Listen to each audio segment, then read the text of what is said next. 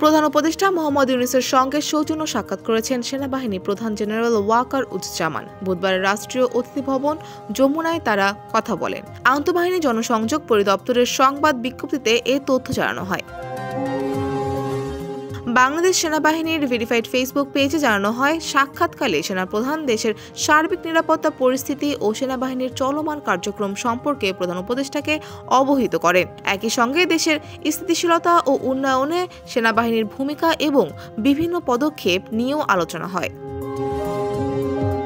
এই সময় সেনাপ্রধান সম্প্রতি তার সেন্ট্রাল আফ্রিকান রিপাবলিক সফর সম্পর্কে প্রধান উপদেষ্টাকে জানান। এই সফরটি দুই দেশের মধ্যকার সম্পর্ক উন্নয়ন ও সামরিক সহযোগিতা বৃদ্ধিতে সহায়ক ভূমিকা রাখবে বলে সেনাপ্রধান আশাবাদ ব্যক্ত করেন। আইএসপিআর আরও জানায়, বঞ্চিত সেনা কর্মকর্তাদের সুবিচার নিশ্চিত সংক্রান্ত উচ্চ পদস্থ পর্ষদের সদ্য সমাপ্ত মূল্যায়ন ও সুপারিশ এবং চাকরিচ্যুত জেসিও ও অন্যান্য পদের সেনা সদস্যদের বিষয়ে উচ্চ পদস্থ পর্ষদের কাজের অগ্রগতি বিষয়ে ড. মোহাম্মদ ইউনূসকে অবহিত করেন সেনাপ্রধান। অবশেষে জুলাই-আগস্ট গণ অভ্যুত্থানে আহত ছাত্র জনতার চিকিৎসায় সেনাবাহিনীর নেওয়া বিভিন্ন পদক্ষেপ সম্পর্কে জানান তিনি। দেশ জুড়ে তোলপাড়, ওয়ালটন ফ্রিজ কিনে আপনিও হয়ে যেতে পারেন মিলেনিয়ার।